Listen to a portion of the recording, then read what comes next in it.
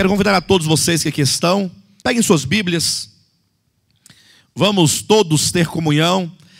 Hoje nós começamos uma série de mensagem, na verdade será a primeira série de uma trilogia. Faremos 3 séries, cada série apresentando um grupo de 7.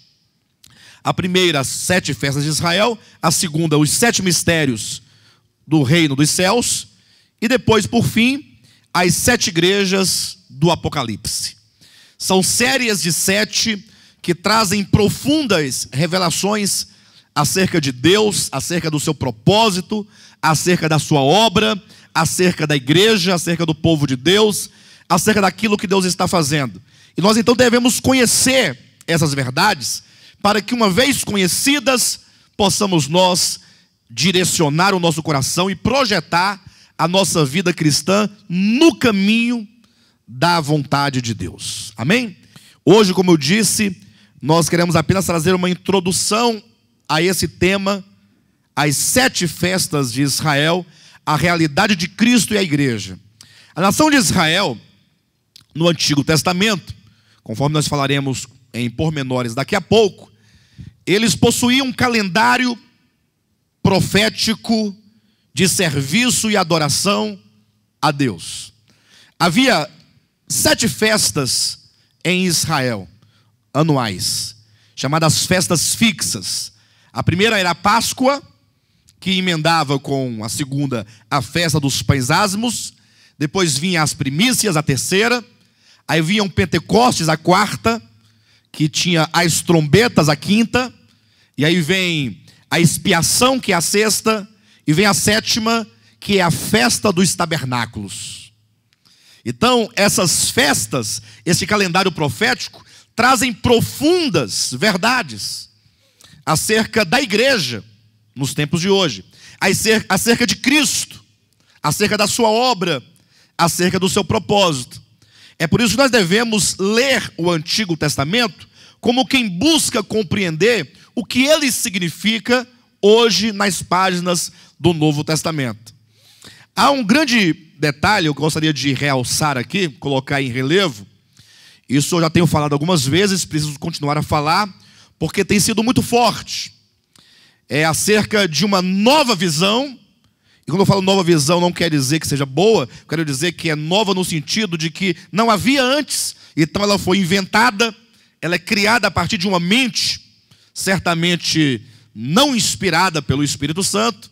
Há uma nova visão de que procura banir da face da terra, embora não conseguirá, mas é uma visão que se propaga, banir a igreja no seu aspecto prático. Eles não querem a igreja reunindo-se em determinado lugar, qualquer ele que seja, em comunhão, partindo pão, sendo uma igreja cujos membros estão enlaçados uns aos outros e comprometidos numa obra ministerial. É uma visão que chamam aí de maneira, de desigrejados, Nós devemos tomar um cuidado muito grande, até porque se o que eles pregam é a verdade, então nós devemos recebê-la. Se o que eles pregam é a verdade, nós devemos seguir. Agora, se o que eles pregam não é a verdade, então nós devemos, à luz da Bíblia, combater e não podemos jamais receber para nós aquilo que não condiz com a Escritura. E essa série, sobretudo esta mensagem de introdução, ela serve para nos mostrar qual é a visão de Deus nas Escrituras concernentes à igreja. Pastor, mas você acabou de dizer que a série começa sobre as 7 festas de Israel e você agora quer falar sobre a igreja. Parece uma contradição, porque o que tem a ver as festas de Israel com a igreja do Novo Testamento? Até me parece que poderíamos pensar assim: não, aquilo lá passou, acabou, não existe mais. Estamos numa nova aliança, estamos em um novo tempo, numa nova dispensação.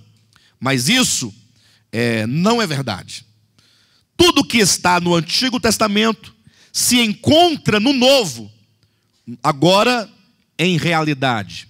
É por isso que quero começar essa mensagem demonstrando aos irmãos a questão das Escrituras, que tem Antigo e Novo Testamento. Comece a pensar isso comigo.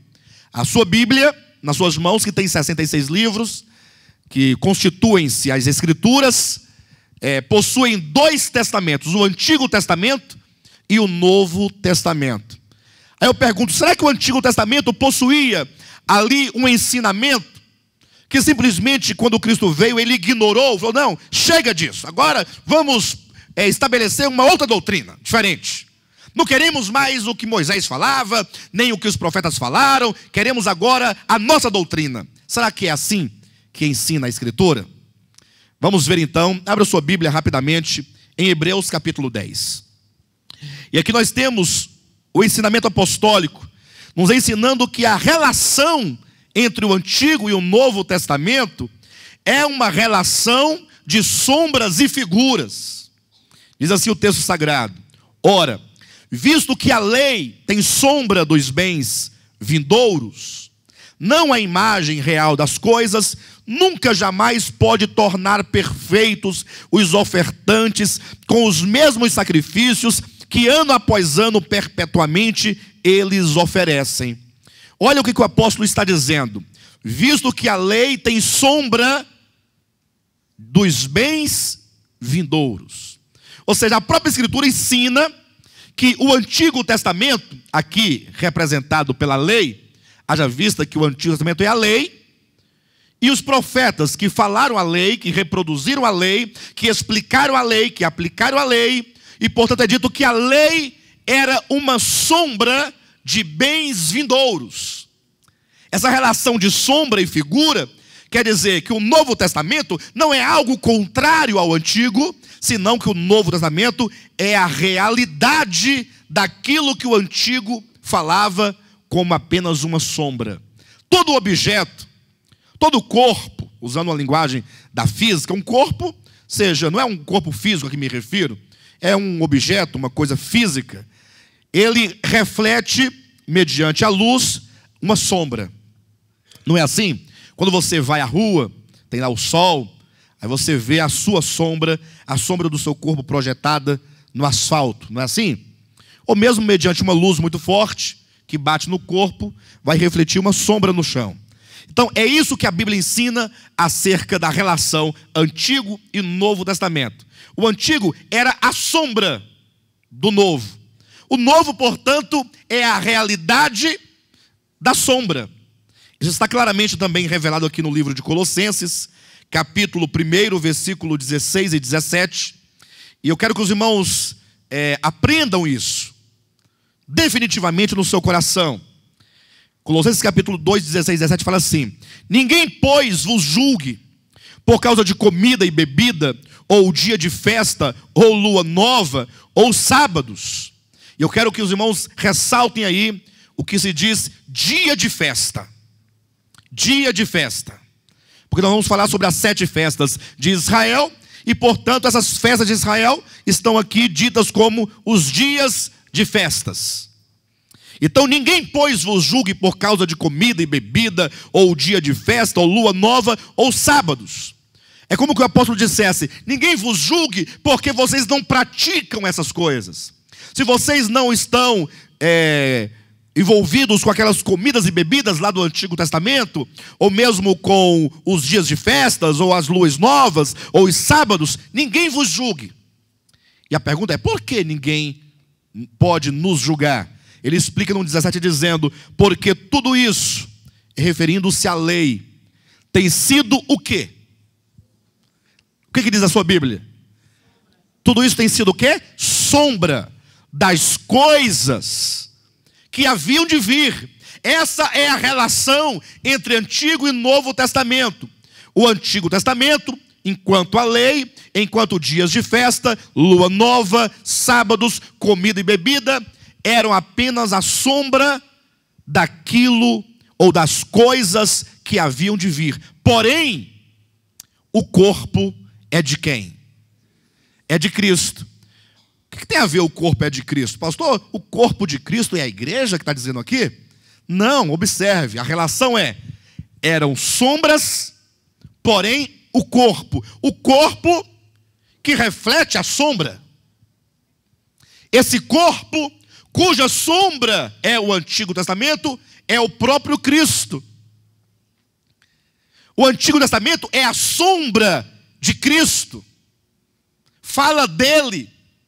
Só que, por ser uma sombra, não pode falar adequadamente, como uma sombra, por exemplo, de uma pessoa não pode mostrar os olhos, sequer a cor dos olhos, a cor da pele.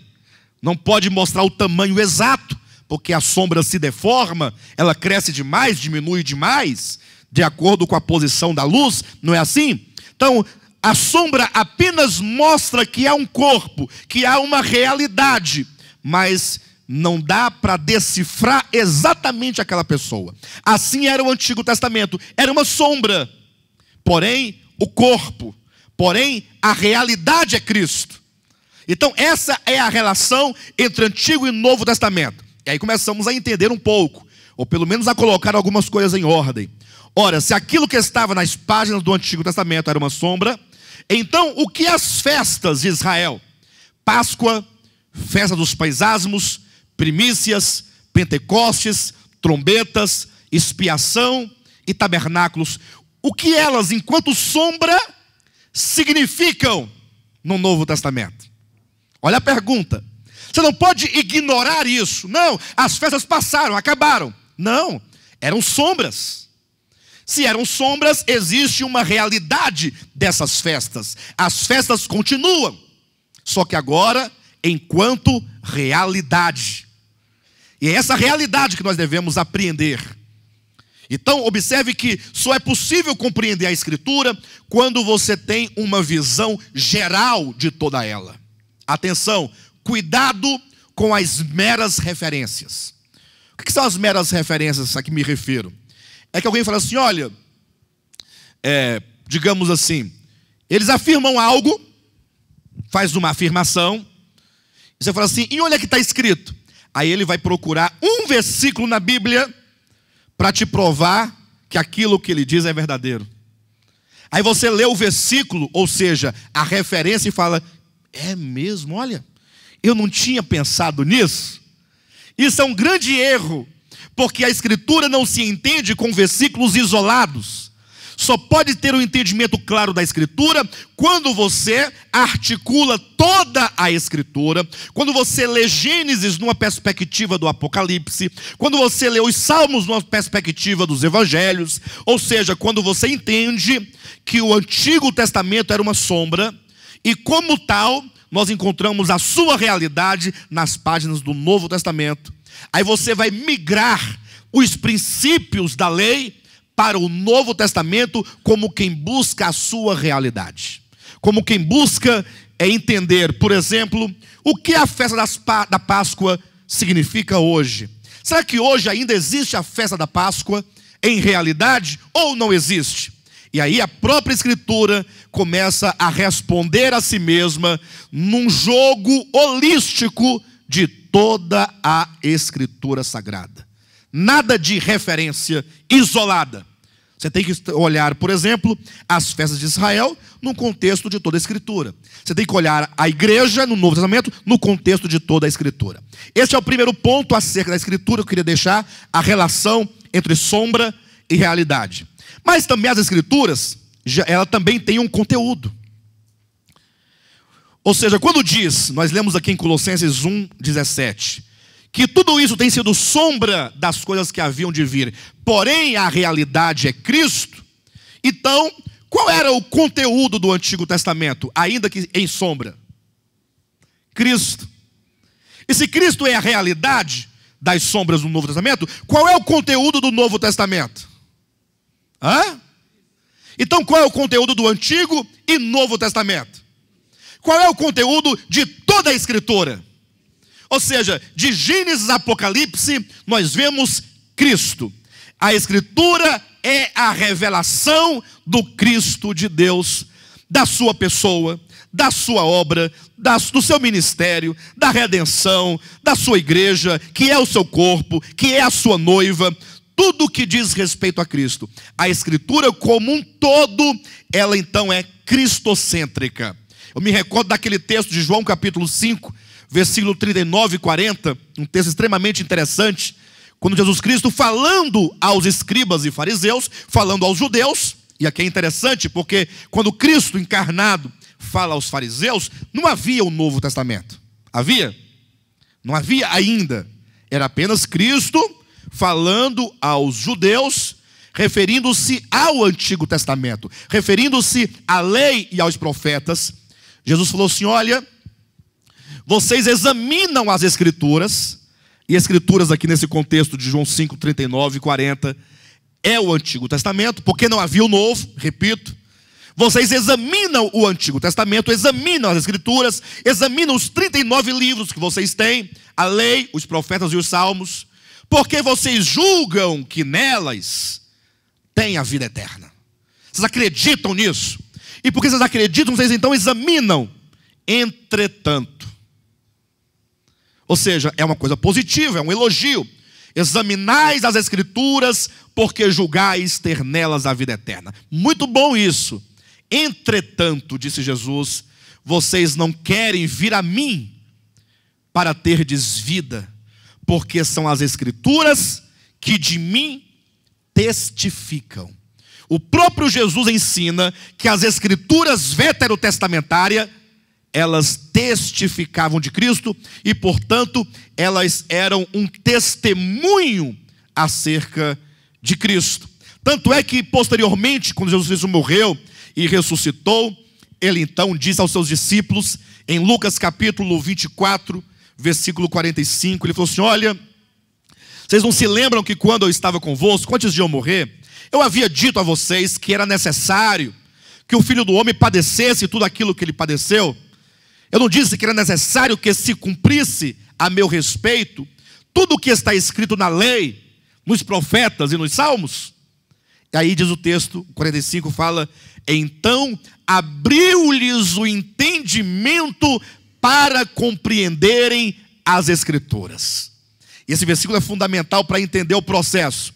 Abriu-lhes o entendimento para compreender as Escrituras. Eu pergunto, será que os apóstolos não conheciam as Escrituras do Antigo Testamento?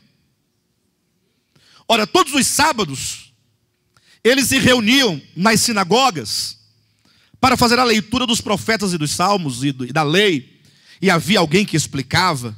O povo de Israel era um povo aplicado à leitura e à interpretação das Escrituras. Eles tinham escribas, pessoas que escreviam, que comentavam, havia os mestres, havia ali toda uma escola teológica judaica para explicar as Escrituras. Mas é dito que num dado momento, os apóstolos receberam da parte de Deus o abrir o entendimento para compreenderem as Escrituras. Somente depois que Cristo lhes revelou, é que eles puderam entender que o Antigo Testamento falava de Cristo, falava da pessoa de Cristo, da obra de Cristo, dos sofrimentos de Cristo, da morte de Cristo, da ressurreição de Cristo. Então eles entenderam que o Antigo Testamento era um testemunho de Jesus Cristo. E agora o Novo Testamento, que é essa continuidade da mesma mensagem, só que agora não mais em sombra, agora em realidade. Então fala de Cristo. Portanto, as Escrituras têm como conteúdo o próprio Cristo, e portanto a Escritura é um livro cristocêntrico. A Escritura não serve para trazer, não é um manual de ética, não. Também não é um manual de moral, não. Se fosse um livro sobre moral, não serviria a todos os homens sobre a terra. Porque a moral, ela é uma para cada lugar, ela é uma para cada civilização, ela é uma para cada cultura. Cada povo tem a sua própria moral. O que para uns é altamente moral, para outro pode ser imoral. Então a Escritura não é um livro de ética, não é um livro de moral, não é um livro de filosofia. A Escritura é um livro cujo testemunho geral é o próprio Cristo. É um livro cristocêntrico, porque fala da bendita pessoa do nosso Senhor Jesus Cristo. Pastor, por que falar essas coisas no início dessa série de mensagens sobre as festas de Israel? Para que ao entrarmos nas festas, você possa entrar com tal entendimento. Aqui fala de Cristo. Porque a Escritura é um testemunho dele. E as festas, como toda a lei, era uma sombra dele. Então você tem que ingressar nas páginas do Antigo Testamento com o entendimento esclarecido, com o entendimento aberto. Abriu-lhes o entendimento para compreender as Escrituras. E então, sabendo que o Antigo Testamento era uma sombra, então, ao entrarmos no Novo, você precisará de buscar a realidade espiritual daquilo que se realizava. Deixe-me explicar algo para os irmãos. Pense comigo. O povo de Israel era um povo meticuloso. Eles tinham o tabernáculo, primeiramente o tabernáculo. Eles também, posteriormente, tiveram o templo em Jerusalém. E eles tinham diariamente os seus sacrifícios. E anualmente eles tinham as festas. E era um povo extremamente zeloso. E extremamente meticuloso. Eles faziam tudo em conformidade. Era um ritual. Quem assistisse naquele tempo uma cerimônia, um rito do povo de Israel, numa festa, por exemplo, a festa dos tabernáculos, que era uma festa belíssima, ou quem sabe o dia da expiação, que era um dia de muito temor. Quem assistisse a essas festas, pudesse olhar de longe, eles iriam vislumbrar toda uma coordenação entre eles, uma seriedade sobre aquilo que fazia. Lógico, o apóstolo Paulo diz em Romanos capítulo 10, que embora fossem eles zelosos, eles faziam sem entendimento. E aqui está o grande problema. Eles tinham todo um ritual belíssimo, maravilhoso, sistemático, meticuloso, mas não tinha entendimento do que aquilo significava. Ou seja, faltava-lhes a realidade do que aquilo significava. Por exemplo, de nada vale você chegar aqui no domingo de manhã, tiver aqui na frente uma mesa, e aí tem um pão sírio, e tem um vinho, e você olhar para aquele pão, para aquele vinho, e você simplesmente achar que é apenas um pão e apenas um vinho. Pastor, mas não é pão e vinho? É pão e vinho, é pão da padaria. Só que aquele pão, ele possui uma realidade espiritual. Ou seja, ele significa algo. Ele tem um significado. Se você não tomar aquele significado por fé, tanto faz você comer, não comer, pegar, não pegar, vir ou não vir, você não terá nenhum acréscimo à sua vida espiritual.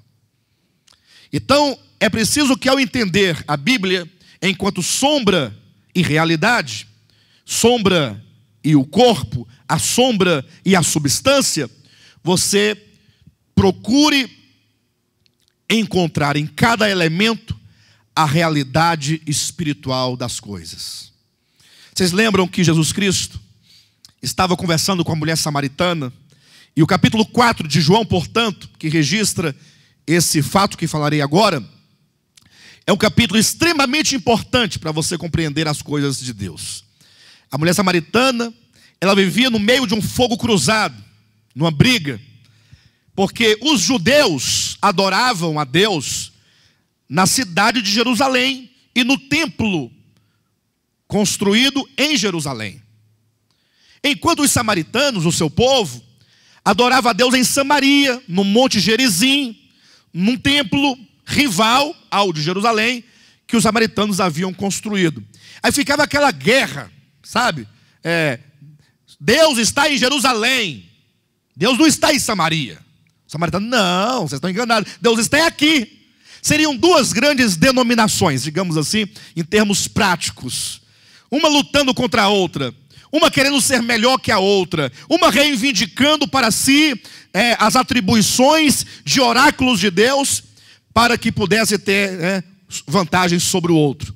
E a mulher samaritana, portanto, naquele fogo cruzado, perguntou para Jesus dizendo: olha, eu vejo que tu és um profeta, então me diga, me revele, me mostre, fale-me, onde devemos adorar? Em Jerusalém ou em Samaria? No templo que está em Jerusalém ou no templo que está em Samaria? E Jesus diz aquelas palavras que são profundas, são palavras essenciais, que devem ser não somente compreendidas, mas colocadas em prática. Ele disse: olha, nem em Jerusalém e nem em Samaria se adorará a Deus. Isso porque vem a hora, e esta hora já chegou, em que os verdadeiros adoradores adorarão o Pai em espírito e em verdade. Observe isso. Ele está dizendo que o verdadeiro adorador, cuidado, porque a palavra verdadeiro adorador, essa expressão, não significa que tem um falso adorador, como aquele que adora fingindo. Porque parece que dá a impressão de que o verdadeiro adorador é aquele que adora de verdade, sinceridade. E o falso adorador é aquele que adora, ele está lá com a mente na lua, mas ele está aqui fingindo que está adorando. Não é isso que diz o texto. Quando ele diz os verdadeiros adoradores, é porque aqueles adoradores que adoravam no templo, ou que adoravam no templo de Jerusalém, ou que fosse no de Samaria, com aqueles rituais, com aquelas coisas, aqueles sacrifícios e aquelas festas, eles não adoravam a Deus em realidade, adoravam em sombras. Adoravam com elementos que apenas significavam, os elementos não eram. Agora, o verdadeiro adorador é aquele que adora em realidade. É aquele que não tem mais o templo como tendo importância em si mesmo, e que não adora oferecendo a Deus bolo, e nem pão, e nem animais mortos. Ele agora adora numa perspectiva espiritual, de que tudo aquilo que outrora era material, agora encontra-se em Cristo, no nosso espírito, e portanto não precisamos de nenhum ritual. Agora, quando diz nem em Jerusalém nem em Samaria se adorará a Deus, mas em espírito e em verdade, cuidado, porque o texto não está dizendo que você não precisará de um lugar, de um teto, sob o qual você estará abrigado para congregar. Não é isso que está dizendo. Quando diz nem em Jerusalém nem em Samaria, mas em espírito e em verdade, quer dizer que o templo, enquanto algo que Deus estabeleceu para figurar, o templo enquanto algo que Deus estabeleceu para representar, o templo enquanto algo que Deus estabeleceu para ensinar, perde o seu valor. Imagine que quando alguém ia ao templo em Jerusalém, ou ao tabernáculo lá em Siló, que foi estabelecido em Siló, o tabernáculo de Moisés, ele tinha o templo como alguma coisa em si mesma muito sagrada, muito séria. Deus está aqui, Deus habita aqui dentro, tudo ali representava, era uma coisa fantástica. Agora não. Você pode até fazer uma réplica do templo de Salomão, mas não passará de um lugar comum. Você pode até fazer no mesmo desenho, na mesma planta, colocar luzes para impressionar, ouro, pode fazer até um púlpito de ouro, como era a Arca da Aliança coberta de ouro, não tem problema. Entretanto, é um lugar como qualquer outro lugar. Não terá aquele lugar nenhuma validade para Deus, porque nem em Jerusalém, nem em Samaria e nem no Braz se adorará ao Senhor. Nem no Braz. Se não em Jerusalém, que dirá no Braz, São Paulo. Não importa o lugar. O templo perde o seu significado espiritual em si mesmo, porque ele apenas representava. Então agora que vem a realidade, não há nenhuma razão de ser. Ah, mas é porque ele gastou milhões para fazer o templo lá no Braz. Ué, antes tivesse comido tudo de churrasco. Não tem a mínima diferença. Congregar lá naquele templo ou debaixo de uma ponte é a mesma coisa. Eu até penso que lá é um pouquinho pior, porque lá eles conferem algo espiritual ao lugar, o que fere profundamente as Escrituras Sagradas, o que fere a vontade de Deus, o que fere a palavra de Deus, porque engana as pessoas, distanciando-as da realidade e tentando trazê-las de volta a uma mera sombra, que nesse caso não é sombra de nada. Né? Mas é isso aí. Então as escrituras têm uma relação de sombra e realidade. O conteúdo é cristocêntrico e a realidade espiritual é você procurar agora servir a Deus, buscando em Cristo toda a realidade das escrituras. Tudo que você fizer deve encontrar em Cristo essa realidade. Mas vamos então às festas, né? Um pouquinho, vamos entender a questão das festas de Israel. Pense comigo por um momento, eu vou citar alguns textos, os irmãos podem anotar, mas eu não devo lê-los todos porque são bastantes, e aí nesse caso nós não temos tempo suficiente. Mas vejam, quem era o povo de Israel? Vamos pensar a partir desse ponto. Quem era a nação de Israel? Ora, eram os descendentes carnais, segundo a carne, de Abraão, Isaque e Jacó. Deus chamou Abraão de um lugar, de uma terra de escravidão, ou melhor, de uma terra pagã, de idolatria. Falou: Abraão, olha, farei de você uma nação santa, uma nação peculiar, uma nação minha, de propriedade particular minha. E aí Abraão saiu daquela terra, e aí ele gerou Isaque, gerou Jacó, que gerou 12 filhos, e no capítulo 1 de Êxodo, portanto, nós encontramos já a nação de Israel, filhos de Abraão, segundo a carne, no Egito, em regime de escravidão. Um povo escravo.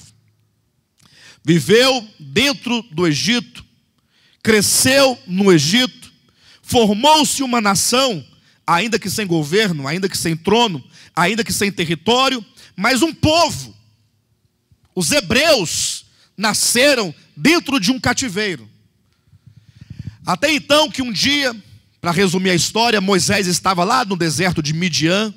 A essa altura ele já tinha saído do Egito, já tinha fugido do Egito, já estava há 40 anos habitando o deserto de Midian, quando então Deus lhe apareceu. Olha, Moisés, ele apareceu a Moisés: eu vi o sofrimento do meu povo, o povo de Israel, e eu ouvi os seus clamores, por isso eu desci para fazê-los subir a uma terra que mana leite e mel. Está em Êxodo, capítulo 3, versículos 7 e 8. Ele diz: olha, eu desci para fazê-los subir. Esse eu desci, imagine Deus descendo dos céus, para então libertá-los daquela escravidão. Então esse desci nos lembra o ato redentor. O verbo se fez carne.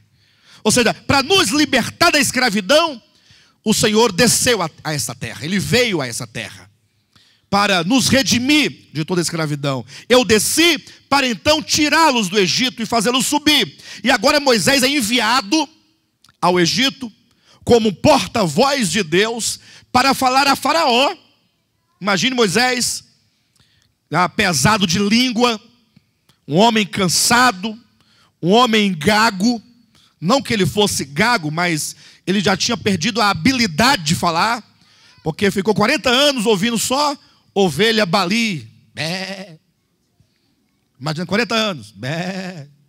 Um homem que outrora era acostumado com as letras, acostumado com a arte, as ciências do Egito, agora só vendo sol quente, montanha, capim seco e ovelha balindo, 24 horas, dia e de noite, no deserto.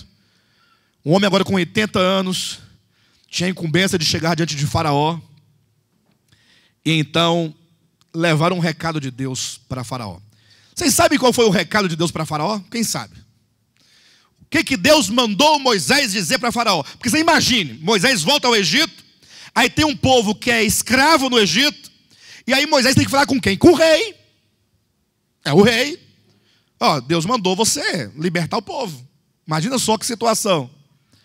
Qual foi o argumento que Deus mandou Moisés usar para Faraó libertar o povo?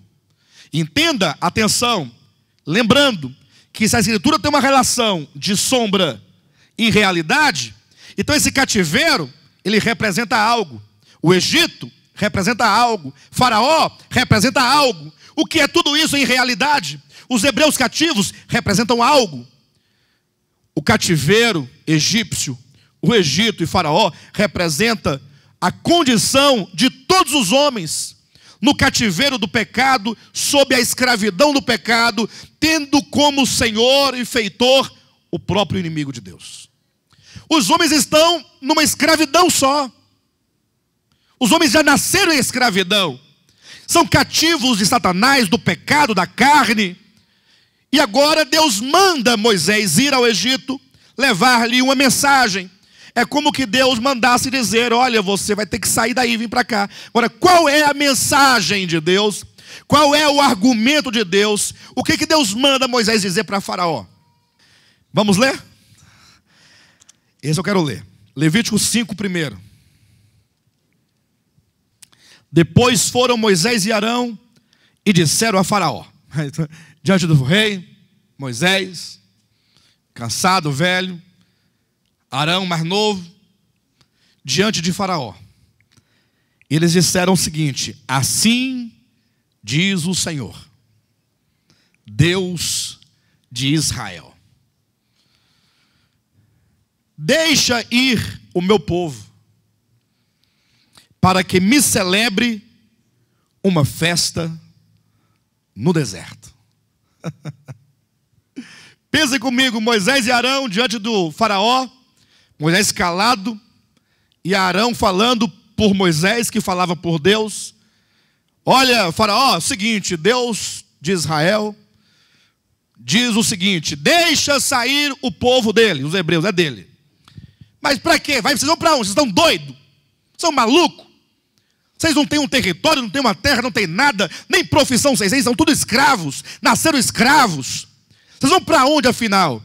Deus nos manda sair para o deserto, para celebrar a Ele uma festa. Agora imagine só, se esse povo escravo no Egito representa os pecadores prisioneiros no mundo do pecado, sob a mão opressora do maligno, imagine só Deus dizendo ao inimigo a nosso respeito: deixa sair o meu escolhido, aquele a quem eu conheci e o predestinei, larga ele, porque ele agora prestará a mim, ele vai celebrar uma festa. Entenda isso. Eu estava aqui hoje cantando, tocando aqui, olhando para a igreja, aí o pastor depois orando e falando. Eu fiquei imaginando o quanto que nós fomos contaminados com essa falsa espiritualidade que nos ensinaram a ser. Começa uma oração, é uma tristeza só, logo já fecha o olho. A pessoa estava rindo, estava alegre, de repente, vamos orar. Está todo mundo conversando, sorrindo, brincando, tá. Aí, irmãos, vamos começar o culto. Aí começa. Aí bate uma angústia, uma tristeza, um silêncio, como se tivesse um defunto. Parece um velório, aquela reverência. Vai lá abaixo. Irmãos, Deus nos chamou para celebrarmos uma festa. A vida da igreja é uma constante festa. Tem que ter alegria, tem que ter entusiasmo. Nós temos que glorificar, que bradar, declarando as bênçãos da nova aliança. Deixa sair o meu povo para que celebre a mim uma festa no deserto. Olha o capítulo 7, versículo 16. Depois que fala de celebrar a festa, no 7,16 diz assim: e lhe dirás: o Senhor, o Deus dos hebreus, me enviou a ti para te dizer: deixa ir o meu povo para que me sirva no deserto. Então o povo é liberto para servir a Deus no deserto e para celebrar a festa no deserto. Pastor, então eles fariam duas coisas? Não, é só uma. É porque celebrar a festa já é servir. E servir é celebrar a festa. É a mesma coisa. Olha o que diz ainda no capítulo 8, versículo 28. Qual foi a resposta de Faraó para tudo isso? Então disse Faraó: deixar-vos-ei ir, para que ofereçais sacrifícios ao vosso Deus no deserto. Então ele falou assim: eu vou deixar vocês irem. Só que ele vai estabelecer uma condição: somente que, saindo, não vades muito longe. Diga para o seu irmão que está ao seu lado: Faraó disse que você pode ir, desde que você não vá muito longe. Você não pode se distanciar do Egito. Você vai lá rapidinho e volta para o Egito. Você vai, mas volta. Não vai ficando longe, longe até... Não, você tem que ficar aqui ainda. É como que ele dissesse: você não será livre para servir. Você pode até servir, mas ainda com um pouco de escravidão. Não vai muito longe. E qual é que é a nossa resposta para Faraó? Qual que é a nossa resposta para Faraó? Nós vamos atravessar o mar para o outro lado. E nós vamos em direção à boa terra de Canaã. Diga assim: eu vou longe. Quanto mais longe do Egito, melhor. O Senhor quer nos libertar, irmãos. O Senhor quer nos tirar do Egito, nos tirar do mundo, nos tirar da escravidão, para servi-lo, para celebrar-lhe uma festa, para exaltar o seu nome, para glorificar o seu nome. E assim aconteceu. O povo de Israel saiu. Então logo eles saíram, estavam ali no monte Sinai, ou que seja o monte Horebe, é o mesmo monte. Horebe e o Sinai é o mesmo monte. São dois nomes para o mesmo monte. E eles estavam ali, então Deus deu a eles uma instrução. Presta atenção. Êxodo 25:8 diz: olha, vocês vão fazer para mim um santuário. Deus pediu um santuário. E Deus então deu a planta do santuário. E Deus não somente deu a planta do santuário, mas também determinou os materiais que seriam usados nesse santuário. Tinha um átrio, um lugar comum a todos. Havia o santo lugar, havia o santo dos santos. Era toda uma estrutura que Deus havia determinado, que seria o centro da nação de Israel. As 12 tribos de Israel, atenção, elas tinham que estar dispostas. 3 tribos ao norte, 3 tribos ao sul, 3 tribos a leste e 3 tribos a oeste. E no meio, o tabernáculo.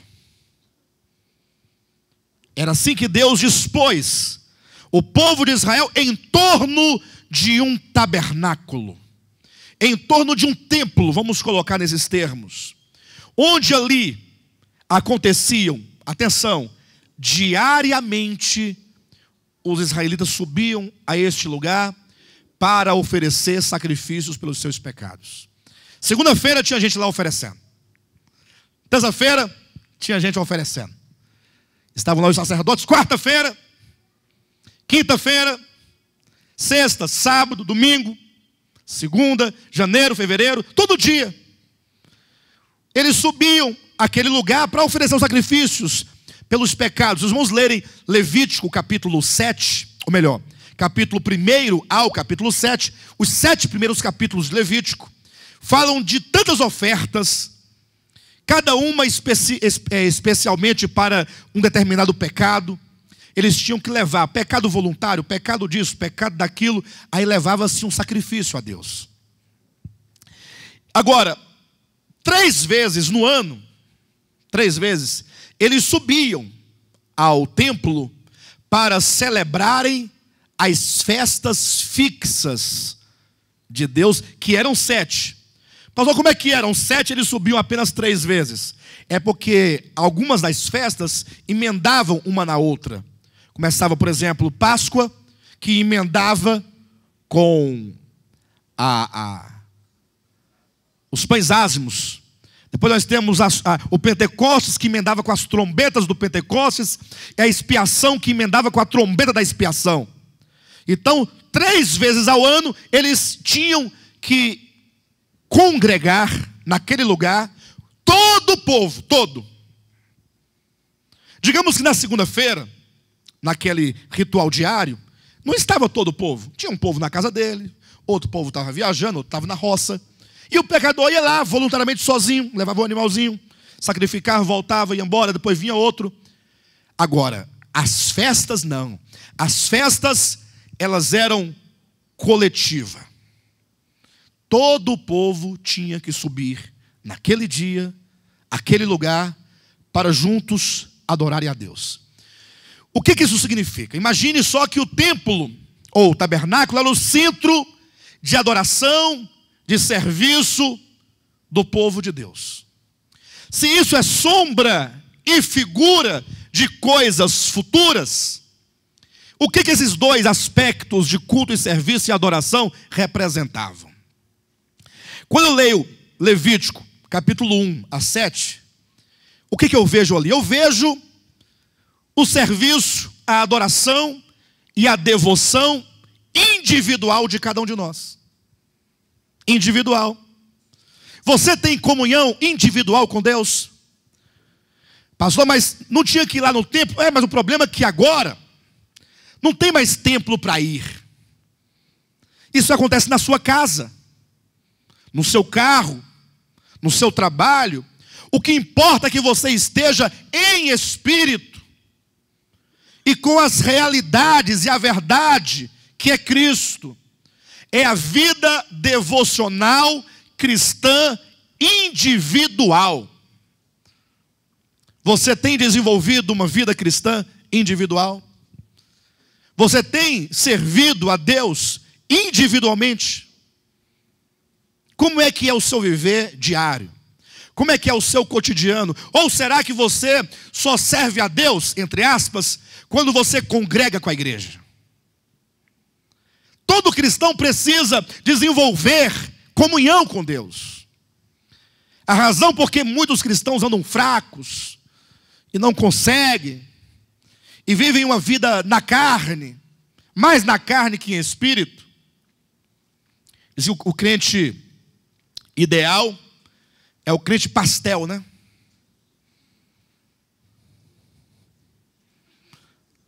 Pouca carne e muito óleo.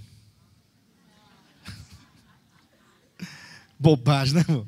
A bobagem só. É muita bobagem. Não, mas a ideia é essa, né? Mas essa é a ideia. Hã? Esse pastel é ruim. Esse pastel é ruim. Esse pastel é... Pensa no pastel ruim, é esse.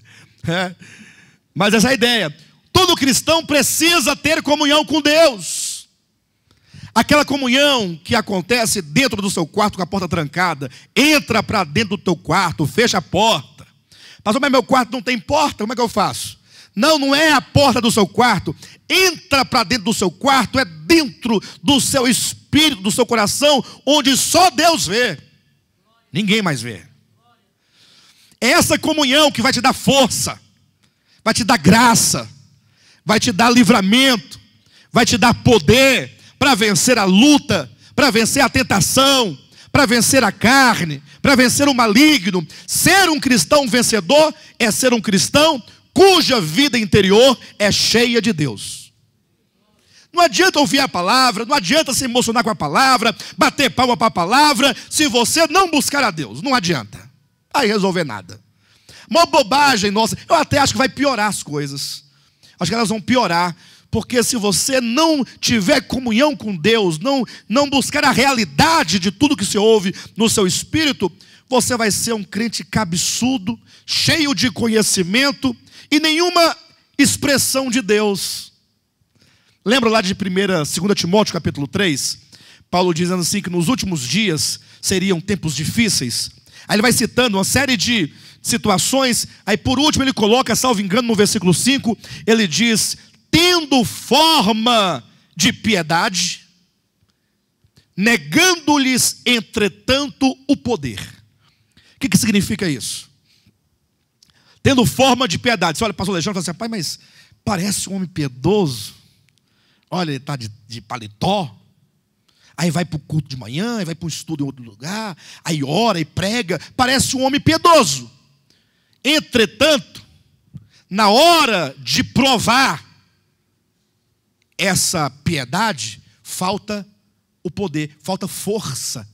Não tem força nenhuma para viver a vida piedosa. Só tem aparência, só tem sombra, não tem realidade. Então, quantas vezes nós nos deparamos com uma situação como essa?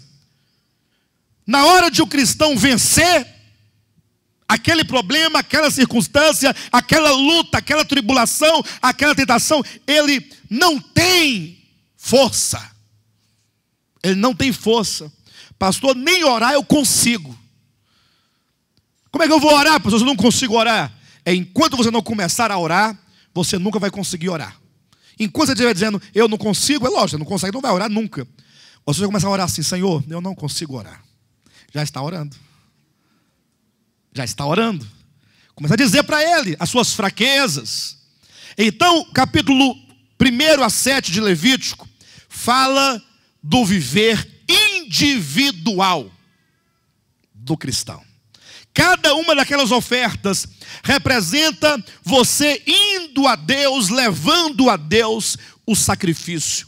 Como nós não temos mais o sacrifício, vivemos na era da realidade, não da sombra, você deve ir ao Pai levando Cristo. Diga, Pai, eu trago a Ti o Teu próprio Filho como uma oferta pelo meu pecado, por isso posso aproximar-me do Senhor livremente, sem nenhuma condenação, sem nenhuma acusação, porque Jesus Cristo pagou o preço por mim. Nós estamos salvos porque Cristo morreu por nós. E você pode entrar livremente no Santo dos Santos e ter comunhão com Deus, sem nenhum problema. Esse é o aspecto individual, cotidiano, diário. Entretanto, a palavra também nos fala acerca das festas. E as festas tinham um caráter diferente. Por que era diferente? Primeiro, porque tinha um dia estabelecido. Porque tinha o mês estabelecido. Porque tinha o lugar estabelecido. E agora todos de Israel deveriam participar. Ninguém poderia ficar de fora. Ninguém. Lembra daquele texto de Atos 2, quando diz assim: estavam habitando em Jerusalém homens piedosos. Atos capítulo 2, versículo 5. Vindos de todas as nações que há debaixo do céu. Isso é um contexto histórico. Por que homens vindos das nações habitavam Jerusalém? Porque era a festa de quê? Atos 2. Acontecia a festa de Pentecostes. Nessa ocasião, todos os judeus, onde quer que morasse, onde fosse a nação em que eles estivessem, eles subiam a Jerusalém e habitavam durante os dias daquela festa, daquela festividade. Então todos deveriam participar. Há uma coisa interessante, abra sua Bíblia no livro de Levítico capítulo 23. Apenas o versículo 4, diz assim: são estas as festas fixas do Senhor, as santas convocações, que proclamareis no seu tempo determinado. Viram? São essas as festas fixas, santas convocações, que proclamareis no seu tempo determinado. Essa expressão, festas fixas, eram 7. Aí começa a mencionar cada uma delas aqui neste capítulo. Até aí está bom, só para os irmãos virem na escritura essa expressão, as festas fixas. Essa palavra, que aqui se encontra interessante, atenção. Lá em Atos capítulo 7, versículo 38. Estevão estava no Sinédrio, atenção, Novo Testamento, Estevão no Sinédrio, falando aos membros do Sinédrio, portanto, aos judeus, inclusive que não creram em Cristo. Pensa comigo. Falando Estevão acerca da história de Israel, ele diz assim, eu quero ler para os irmãos poderem verificar. Abra aí, Atos 7, versículo 38. Estevão falando do povo de Israel em relação às festas fixas. É este Moisés quem esteve na congregação no deserto, com o anjo que lhe falava no monte, e com os nossos pais, o qual recebeu palavras vivas para nolas transmitir. Moisés se referindo ao povo de Israel, congregado em torno do monte Horebe, ele disse: Moisés esteve na congregação. Na sua Bíblia está congregação? Na sua Bíblia diz congregação? 38. Na congregação no deserto? Diz congregação na sua Bíblia? Hã? É? Vocês sabem qual é a palavra grega que ele usou aqui? Para congregação? Hã? Eclésia. Isto é, em português, igreja. Ele diz: o povo de Israel congregado em torno do monte, ele diz: a igreja no deserto. Isso porque Estevão tem um conceito de igreja. Logo, logo vamos trazer aqui o conceito para os irmãos virem. Mas para os irmãos perceberem que quando o povo de Israel se reunia, seja em torno do monte, ou seja, nas festas fixas onde eles se congregavam, ali estava a igreja do Antigo Testamento.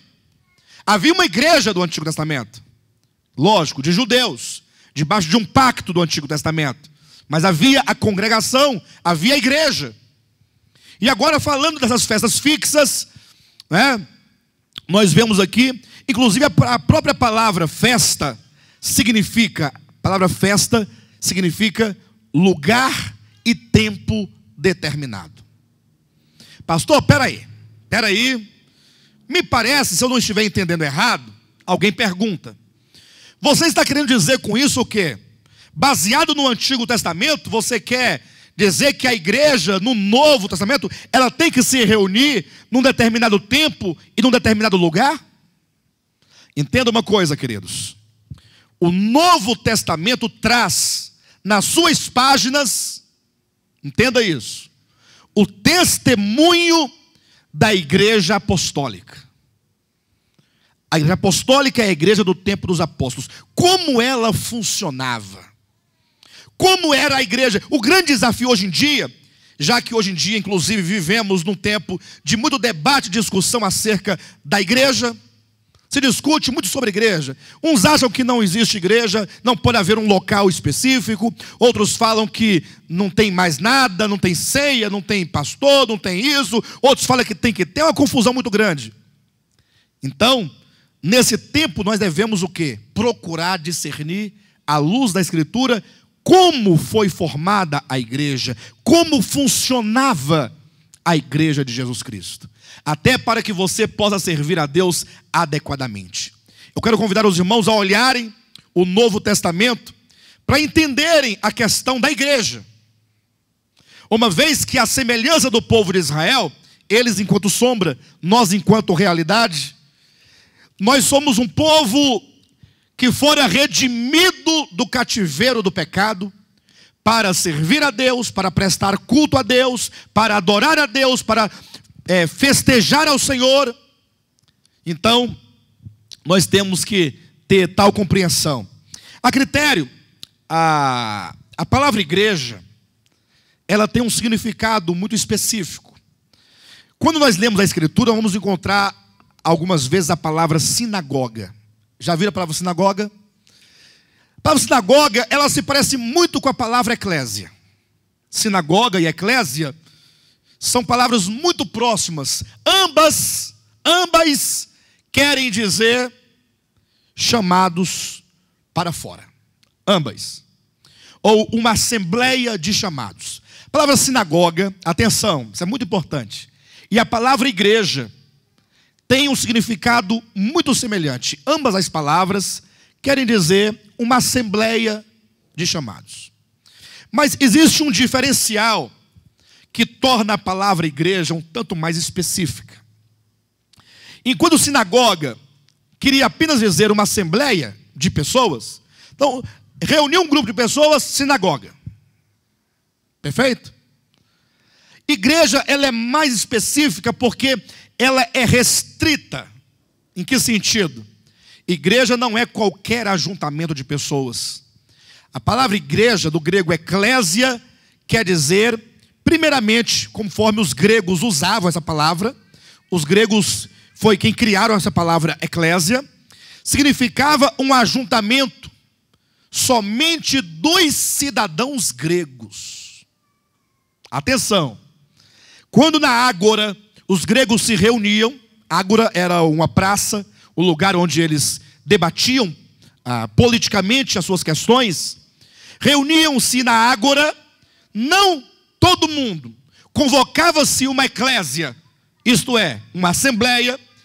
Desta assembleia, diferentemente da sinagoga, os que ali eram convocados eram apenas os cidadãos gregos, o que excluía os escravos, as mulheres, os menores de idade, ou seja, era um grupo seleto de cidadãos, que tinham seus direitos políticos garantidos.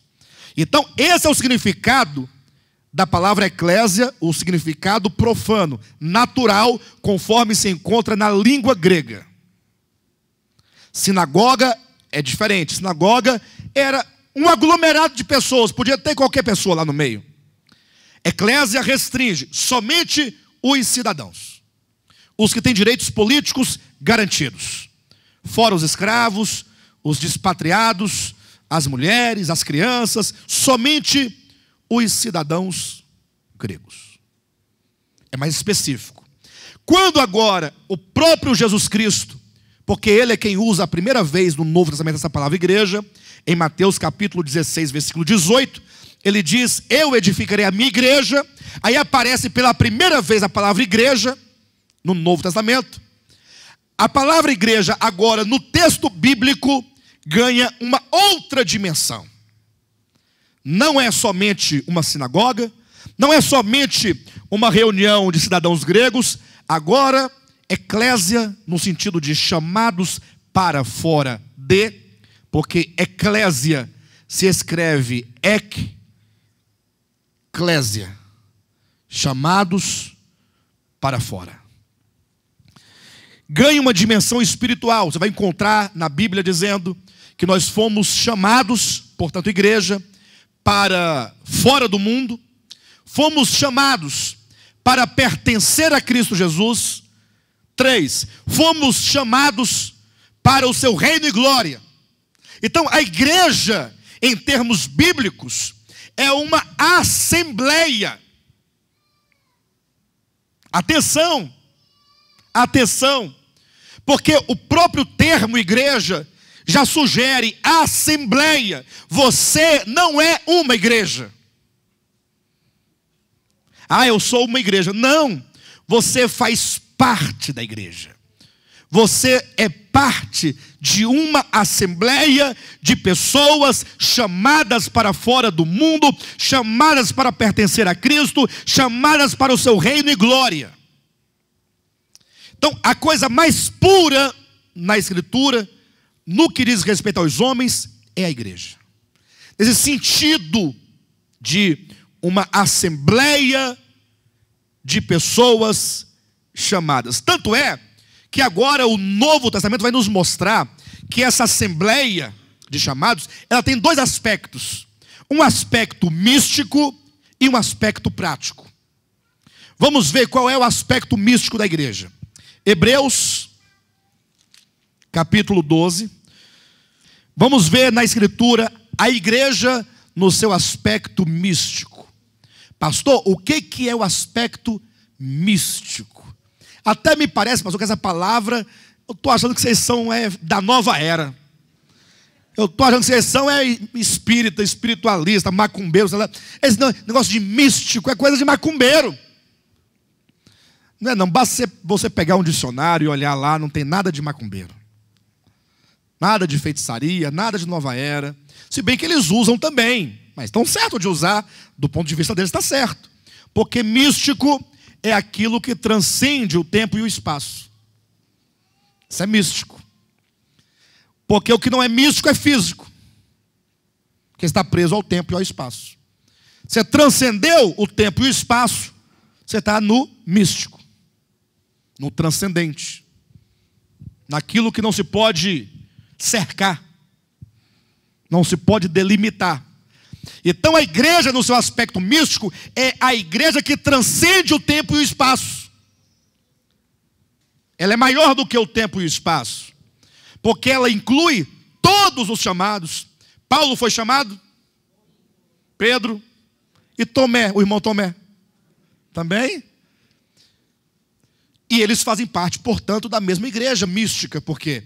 Porque essa igreja mística, ela transcende o tempo, ela não se limita a um tempo específico. Veja a igreja mística de Cristo em Hebreus capítulo 12, versículo 22 em diante, diz assim: mas tendes chegado ao Monte Sião, e a cidade do Deus vivo. Atenção, olhem para mim. Lembram que, falando sombras e figuras, lembra que o Antigo Testamento não tinha lá a cidade de Davi? Jerusalém era o centro de adoração? Não tinha? Não tinha o Monte Sião, onde ficava o templo? Pois é, como isso era sombra, transferindo para a realidade, olha o que é dito sobre nós no Novo Testamento, na Nova Aliança. Nós temos chegado ao Monte Sião. Então existe um Monte Sião. Só que não é o Monte Sião de Jerusalém. Significa o lugar da habitação de Deus. Tem de chegar ao Monte Sião, a cidade do Deus vivo, a Jerusalém celestial, ou seja, tudo aquilo que era físico, material e imediato, agora transcende e se torna espiritual, celestial, divino, místico, transcendente.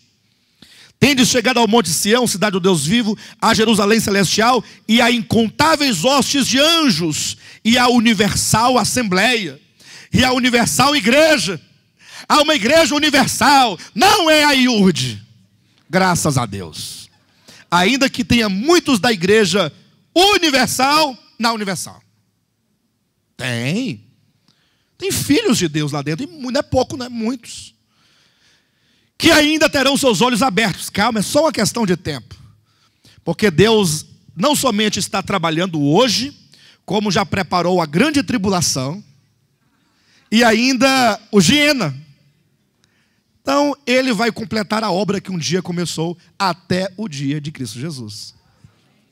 Que maravilha, né? Mas veja, aqui diz, há incontáveis hostes de anjos. Então, mesmo anjos, não fazendo parte da igreja, mas eles estão presentes na igreja. Lembram lá quando Jacó teve um sonho de uma escada que unia os céus à terra? E a Bíblia diz que essa escada é o próprio Cristo, em João capítulo 1, versículo 51. E Jacó então disse: este lugar, em razão desse sonho, dessa escada que unia os céus à terra, será chamado de Betel, que quer dizer a casa de Deus. É dito que anjos subiam e desciam. Então, a igreja do Senhor, ainda que composta de seres humanos, mas os anjos estão presentes. Há uma incontáveis hostes de anjos e a universal assembleia, e igreja dos primogênitos arrolados nos céus, e a Deus o juiz de todos, e aos espíritos dos justos aperfeiçoados, e a Jesus o mediador da nova aliança, e ao sangue da aspersão, que fala coisas superiores ao que fala o próprio Abel. Então nós temos nos achegado a essa universal assembleia, igreja de primogênitos. Essa igreja é mística porque ela não está presa no tempo e nem no espaço. Ela inclui todos, onde quer que estejam, em que tempo tenham vivido, e mesmo depois de mortos. É uma igreja mística, o corpo místico de Cristo, do qual todos os que creem em Jesus Cristo fazem parte. Não tem rótulo, não tem ministério, não tem divisão. É aquilo que Cristo realizou por nós. Então muitos têm buscado esse aspecto místico como sendo o aspecto final da igreja. E se esquece que a igreja tem um aspecto prático. Para começar, não precisa ir muito longe. Não precisa ir muito longe. Basta você olhar o Novo Testamento. Em termos gerais, grosso modo, o Novo Testamento, nós temos os evangelhos. Perfeito? Falo grosso modo para não entrar em detalhes, como temos feito no Querigma, em falar que o Novo Testamento começa na morte de Cristo. Vamos em termos gerais. Perfeito? Nós temos os evangelhos, narra-se ali a história de Cristo, seu viver humano. Aí temos os Atos dos Apóstolos, a história da igreja ali nos primeiros momentos. E depois temos o quê?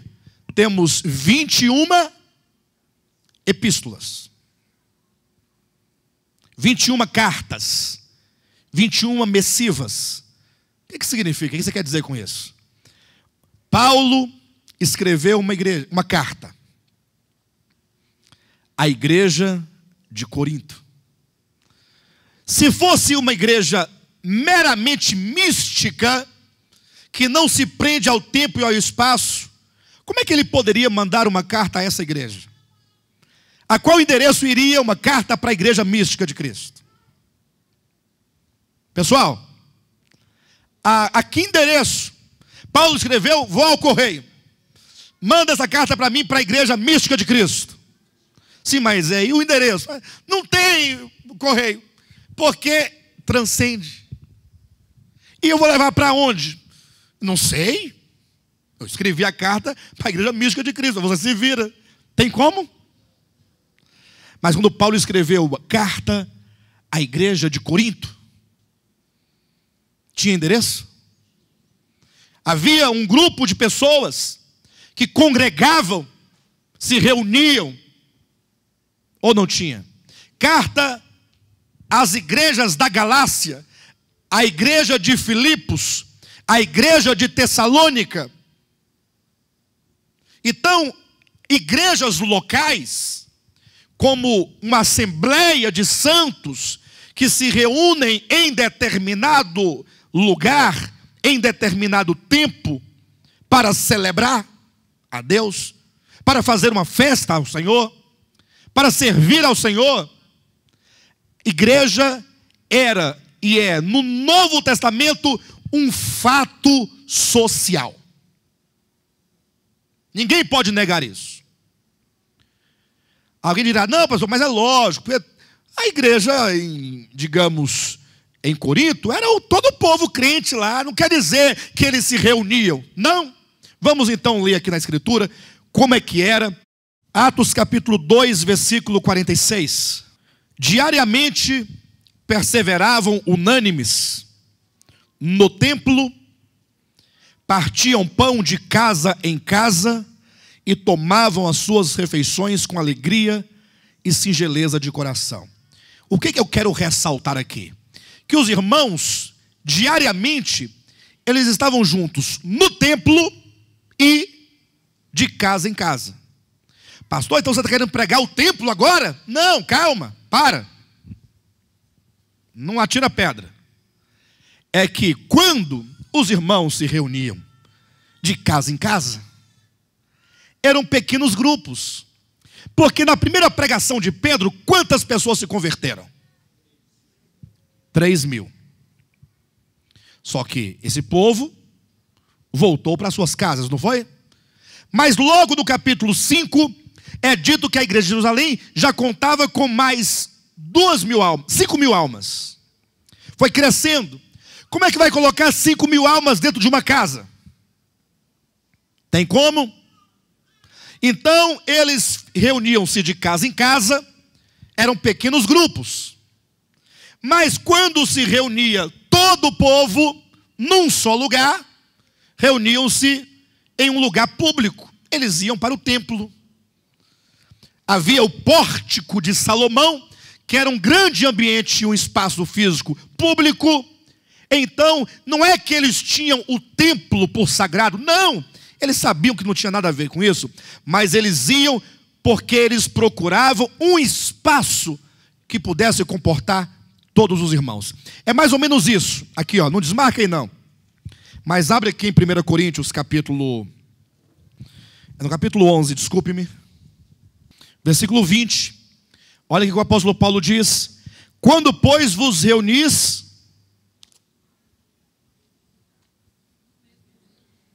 Quando, pois, vos reunis... Quando, pois, vos reunis... Onde? No mesmo lugar. Então, os irmãos se reuniam todos em um mesmo lugar? Sim ou não? Agora, se a igreja de Jerusalém tivesse 3.000 irmãos, como eles iriam se reunir no mesmo lugar? Tinha uma casa grande para comportar todo mundo? Uma casa grande? É porque hoje em dia tem a ideia de igreja nas casas. Já ouviram? E aí, com isso, eles querem negar a possibilidade de se haver um lugar comum para todos. Aí eles nos condenam, nem todos, que são muitos os grupos e as visões divergem muito. Mas uma boa parte deles dizem, é pecado você alugar um local. E aí eles entram em contradição, porque eles não creem no templo. E falam assim, não se pode congregar em templos. Mas e quem disse que isso aqui é um templo? Isso aqui não é um templo. Isso aqui é um galpão. De templo aqui não tem nada. Primeiro, porque aqui não tem nada sagrado. Nada sagrado. Pastor, mas para que púlpito? Púlpito é qualquer lugar onde você pode apoiar e estar diante de alguém para poder falar. Tem púlpito na Câmara dos Deputados, no Senado Federal. Tem púlpito, é normal. Não é religioso. Até porque nos templos religiosos nunca houve púlpitos, havia altares. E para que essa plataforma desse tamanho? Ora, para eu poder ver os irmãos lá atrás também. Porque se eu descer aqui, ó, eu já vejo menos. Se eu descer mais ainda, fica ruim.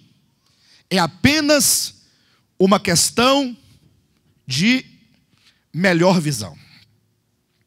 Perfeito? Aqui não tem nada de sagrado. Ou seja, tem nós. O que é de sagrado somos nós, nada mais. Aqui não tem uma água sagrada, não tem um lugar sagrado, não tem um altar sagrado. Então isso aqui não é um templo, é um galpão. Poderia ser uma grande árvore frondosa, se nós estivéssemos à disposição necessária para ficar sentado na grama, não tinha problema algum. Se chover, aí leva a chuva no lombo. Então as igrejas nas casas, esses movimentos, até porque quando você vai na internet, igrejas nas casas, eles falam mensagens e livros, escrevem, para dizer que isso aqui é proibido. Mas a Bíblia diz, quando pois vos reunis no mesmo lugar. Então a igreja primitiva se reunia de casa em casa, pequenos grupos. E também quando se reuniam todos no mesmo lugar, eles tinham que procurar um lugar público que pudesse comportar todas as pessoas ali reunidas. Como o tempo em que eles viviam é diferentemente do nosso, não tinha grandes locais para alugar nem nada, eles iam para onde? Para o templo, para o pórtico de Salomão. Olha aqui no capítulo 5 de Atos, versículo 12. Muitos sinais e prodígios eram feitos entre o povo pelas mãos dos apóstolos. E costumavam, era costume? E costumavam todos, e costumavam todos, era apenas um grupo pequeno, todos reunir-se de comum acordo no pórtico de Salomão. Isso aqui é uma questão prática, irmãos. Nós temos que ter uma comunhão com todos os irmãos. Onde vai ser? Na casa da irmã Líbia, tá bom, irmã Líbia? Semana que vem, todos nós na casa da irmã Líbia. Qual é o endereço? Tem cadeira para todo mundo? Cabe na sala? Nos quartos? Na varanda? Não cabe. Então na casa do Vladimir. Tá bom, Vladimir? Todos na sua casa? Todos aqui? Cabe? Não tem como? Pastor, está na casa grande. Sua casa cabe, pastor? Todos? Bem, então vamos nos reunir aonde? Que tal na praça do relógio? Dá. Muito bem. Primeiramente vamos pedir uma licença, porque não se pode ter reuniões públicas sem antes pedir a administração. Vamos lá, a administração pede a licença, combinado, todo mundo na praça do relógio, em pé. Sentar no chão, não tem problema nenhum. E aí eu vou pregar para os irmãos. Pode ser assim? Pode ser. Ou não pode ser? Mas e que tal se nós então todos, não, irmãos, que tal nós alugarmos um lugar comum para todos nós? Que aí não tem que ter licença, então ficar sentado, se chover está abrigado, se tiver sol está abrigado, as crianças ficam numa salinha, recebendo uma palavra apropriada. Que tal isso? Melhor? Não é mais prático? Então, ter um lugar público não é uma questão religiosa, de apostasia, não, é uma questão prática, tão somente prática, nada mais. Agora, o que importa é que o nosso paradigma, que é a igreja primitiva, de lá nós partimos para entender a nossa vida hoje, eles reuniam todos juntos no pórtico de Salomão e nós num galpão. Eles no pórtico de Salomão, nós num galpão. E aí nem o galpão e nem o pórtico não tem nada a ver com nada. Ou tem? Não tem nada a ver com nada. Porque o que importa somos nós, o Espírito Santo, a palavra, a comunhão. Isso é o que vale. E aqui diz assim, olha, atenção, todos reuniam-se, aí vem a palavra de comum acordo. Essa palavra de comum acordo, uma palavra grega, que significa uma somente, uma paixão. Que quando você lê na sua Bíblia, de comum acordo, me parece, de primeira mão, assim, todos concordaram se reunir lá. Está todo mundo de acordo? Pode Salomão? Não, beleza, está combinado. Não é isso que significa de comum acordo. A palavra grega quer dizer, eles reuniam-se no pórtico de Salomão, todos com uma só alma, todos com um só coração, todos com uma só disposição. De maneira que a palavra grega traz uma ideia da palavra uníssono. É uma imagem musical, como um conjunto de notas que se harmonizam, uma orquestra. Quem já viu aqui uma orquestra tocando afinadamente? Belamente. É gostoso de ouvir? Tem uma harmonia? Aí eu pergunto, a nossa comunhão se parece com uma orquestra? Nem tanto, né? Tem muita gente desafinado. Temos que nos afinar. Coração, alma, venha com o mesmo sentimento, venha reunir-se com os santos no galpão. Que fique claro isso, no galpão. Mas venha celebrar uma festa ao Eterno. Dizer ao Pai, cantando as canções, obrigado, Pai, pelo sacrifício eterno do teu Filho. Obrigado, Filho, Jesus Cristo, porque tu entregaste a tua alma por mim. Cada canção declara, fala, exalta. E isso é uma festa espiritual.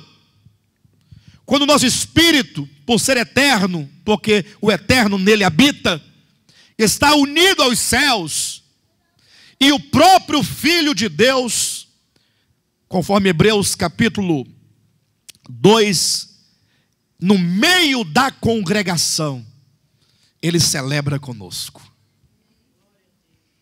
Que maravilha. Temos que perder esse negócio. Eu vou para a igreja domingo, hora de ir para a igreja.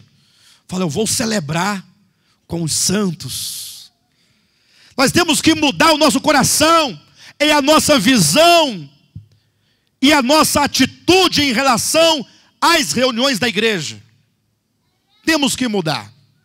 Você tem que se alegrar. A coisa mais importante aqui nesta terra, porque está preso ao cronos, ao tempo, a coisa mais importante, o compromisso mais importante que você tem é a celebração ao Eterno. Ninguém pode faltar. Você não pode falar, não, vou ficar em casa vendo pela internet. Irmãos, deixa a internet para quem ainda não conhece a verdade. Quando conhecerem e entenderem na Escritura, virão aqui.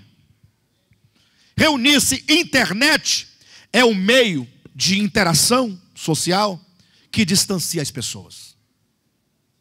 Você chega num lugar, tem lá 10 jovens, todos amigos de nascerem juntos, crescerem juntos. Lá na hora eles ficam, cada um com o celular, cada um conversando com qualquer um, menos entre si. É uma rede que isola as pessoas. Aquilo que parece reunir, não reúne. É muito cômodo estar em casa, assistindo pela internet. É cômodo. Sem compromisso nenhum. Tá? Não tem que gastar gasolina para ir, nem tempo para ir, pegar trânsito. Não tem o que ofertar, ficar só ouvindo as palavras. Isso é um grande egoísmo. É um grande egoísmo. Agora, aqueles que estão longe, não podem vir, tem um motivo. Pastor, é porque eu estou aqui em Caxias do Sul. Lá é no Rio Grande do Sul. Não tem como vir. Nesse caso, a internet é um socorro. Não, eu estou aqui em Vitória da Conquista, na Bahia. Não pode vir. Então a internet é ali. E essas pessoas que estão bem longe ficam falando assim: por que vocês não vêm para cá? Para eu poder estar com vocês? Ah, se eu pudesse estar aí com vocês, mas porque não posso, preciso me conformar com um vídeo. Mas a coisa mais importante, o compromisso mais importante, é congregar com os santos. Alguém diz assim: pastor, o fulano não vem para as reuniões no domingo, desde que mudou a reunião de horário. Mas por quê? O que aconteceu? É porque não acorda. Dormindo, é muito sono. É muito sono. Não acorda. O melhor sono é o sono das 6 da manhã, das 7, das 8 horas, 9. Eu gosto. Soninho gostoso. É bom ou não é bom? É bom, não é ruim não. Agora eu digo para você que não congrega porque dorme. Você também faz isso em relação ao seu trabalho? Responde. Bora. Você deixa de ir ao trabalho porque não acorda. Você deixa de ir à faculdade porque está dormindo.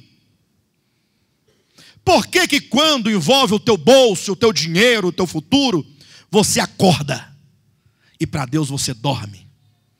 Eu tenho a resposta. Porque o seu espírito e seu coração nunca acordaram, continuam dormindo. Porque as coisas de Deus foi colocada num plano de se der tudo bem, e se não der, paciência. E depois que eu falei isso, ainda vai dizer mais: só lamento. E eu digo: é problema seu. Eu até disse uma vez: na verdade, quem assim pensa, está certo, não deve vir. E nós não vamos colocar o culto para a noite para que eles venham, porque o culto da noite vai valer o mesmo tanto do da manhã. Nenhum valor. Quando surgiu uma pizzaria, vai para a pizzaria, não vem para cá. Quando surgiu um casamento, vai para o casamento, não vem para a reunião. Porque a reunião é a última coisa que vale para essas pessoas. Desprezível. Na verdade, é aquela primogenitura. Né? Esaú falou assim: o que eu quero com primogenitura, pessoal? Nós temos que ser racionais. O que eu quero com primogenitura? Eu tenho fome agora, dá-me aqui o prato de lentilhas. O problema é que o tempo passa. Esse é o grande problema, é o tempo. Um dia o Senhor virá e nós estaremos diante dele. E aí? E aí vamos nós procurar um lugar de arrependimento e não vamos encontrar. Bem, qual é a relação que nós fizemos aqui entre as festas Tanto é que não falamos de nenhuma festa, falamos dos aspectos gerais das festas, transpondo a ideia para o Novo Testamento. A igreja é o povo de Deus no Novo Testamento, no seu aspecto místico e no seu aspecto prático. Nós nos reunimos todos num só lugar, eventualmente para celebrarmos ao Senhor. Quando entrarmos na semana que vem, na primeira festa da Páscoa, aí os irmãos vão começar a entender algo, que a Páscoa é uma festa que deve ser celebrada sempre que nós nos reunimos. Aí você vai vir no outro domingo já, você vai para onde? Vou celebrar a Páscoa do Senhor. Rapaz, você está doido, a Páscoa é em abril. Nós estamos em novembro. Não é Páscoa em abril. Cristo morreu na Páscoa. E agora nós celebramos todos os dias a morte do Senhor. E nós declaramos alto e bom som a todo o universo a morte do Cordeiro de Deus que tira o pecado do mundo. Aí vamos celebrar cantando hinos que falam da morte de Cristo, do sangue de Cristo, que nos lava, que nos perdoa, que nos redime, que nos compra, que nos liberta. Que maravilha. Amém?